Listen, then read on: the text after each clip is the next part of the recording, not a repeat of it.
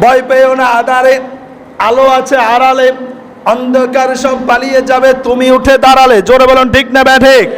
সমাজে বেশি না, মাত্র 20টা লোক একসাথে হুঙ্কার দেন, এই মদ গাঁজা এগুলো কোন দেশে যাবে আপনি কল্পনাও করতে পারবেন না। জোরে বলুন ঠিক না ব্যাঠিক? কিন্তু আমরা এটার মধ্যে নাই, আমরা আছি কি দুইজনের কি করি, আলোচনা সমালোচনা করি। এটা কি হতে পারে? গাঁজা কি খাইতে পারে? মসজিদে কি এই কাজ হতে পারে? আমরা আছি ওই সমালোচনা লই। আরে 20 জনে একসাথে ঐক্যবদ্ধ হন, ঐক্যবদ্ধ হয়ে হক যেটা এটাকে টেনে নিয়ে আসেন, প্রয়োজনে সবাই বসেন, কারণ পরামর্শের কারণে অনেক কিছু, অনেক সঠিক তথ্য চলে আসে। জোরে বলুন ঠিক না ব্যাঠিক? এখানে যদি একটা সন্তান যদি নষ্ট হয়, এটা কার সন্তান? আপনার সন্তান।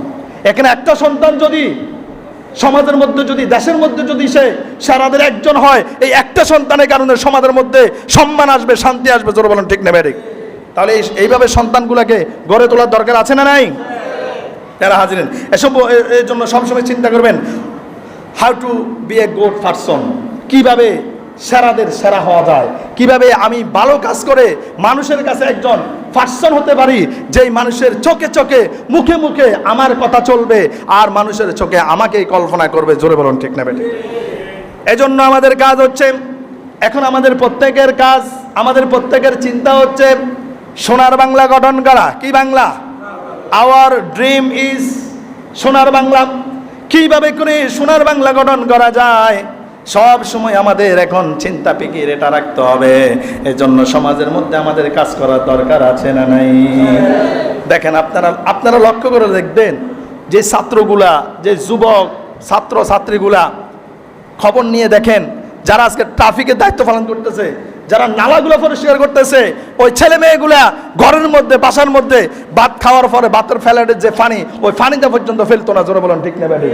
এক একটা পরিবারের সন্তানরা এভাবে মা বাবার মাথার তাজ ছিল, কিন্তু সেই ছেলে মেয়েগুলা আজকে, যেই ছেলে মেয়েগুলা ভাত খাওয়ার পরে ভাতের ফ্যালেটের পানিটা ফেলে দিত না, কষ্ট হবে বলে মা বাবা সেটা ফেলে দিতেন, সেই আদরের যত্নের সন্তানগুলো আজকে ট্রাফিকের দায়িত্ব পালন করতেছে।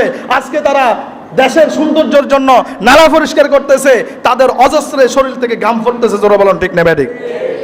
গতকালকে একটা ভিডিও ফুটেজের মধ্যে দেখলাম, এই সারাদিন তারা ট্রাফিকের দায়িত্ব পালন করে দুপুরবেলা যখন তারা খাবারটা খেতে যাবে, একটা বিরিয়ানির ফটলা দেখলাম, খাবারটা খেতে যাবে, ওই খাবারটার মধ্যে বিষ দেওয়া হয়েছে। জোরে বলুন নাউজুবিল্লাহ। কি দেওয়া হয়েছে? বিষ দেওয়া হয়েছে। তাহলে যে বিষ দিয়েছে সে কি আসলে মানুষ? সে আসলে মানুষ নয়, সে একটা নরফাসান। জোরে বলুন ঠিক না ব্যাঠিক? হিংস্র জানোয়ারের চাইতে অদম। জোরে বলুন ঠিক না ব্যাঠিক? ফের হাজিরিন, এজন্য আমাদেরকে এক হয়ে কাজ করতে হবে। কিভাবে করে আমাদের সমাজটাকে একটা সুশৃঙ্খল শান্তির সমাজ, শান্তির দেশ হিসেবে করা যায়। ইউ ক্যান উইন, তুমিও জিতবে। ইউ ক্যান উইন, তোমরাও জিতবে। উই ক্যান উইন, আমরাও জিতবো যদি আমরা ঐক্যবদ্ধ হয়ে একসাথ হয়ে যদি কোরআন সুন্নাহ মোতাবেক যদি আমরা সমাজটাকে গড়তে চাই, তাহলে আমাদের এই সমাজের মধ্যে শান্তি আসবে কি আসবে না? Change your mind, your life will change. মাইন্ডসেটটা পরিবর্তন করতে হবে, চিন্তাধারা পরিবর্তন করতে হবে। এখন শুধু চিন্তা থাকবে কিভাবে সমাজটার মধ্যে শান্তি আনা যায়, কিভাবে সবাই হিংসা বিদ্বেষ সব কিছুকে বাদ দিয়ে একে অন্যের সাথে অন্তরঙ্গ সম্পর্ক বজায় রেখে চলা যায়, এটাই সবসময় চিন্তা করতে হবে। কে কার পিছে শত্রুতামি করব, কে কার পিছে খোঁজ লাগাবো, কে কার পিছে গীবত করব, শেখায়ত করব, এগুলো আল্লাহর রাস্তে বাদ দেন। এগুলো আল্লাহর রাস্তে কি করেন? বাদ দেন, তাহলে সমাজের মধ্যে শান্তি আসবে। জোরে বলুন ঠিক না ঠিক?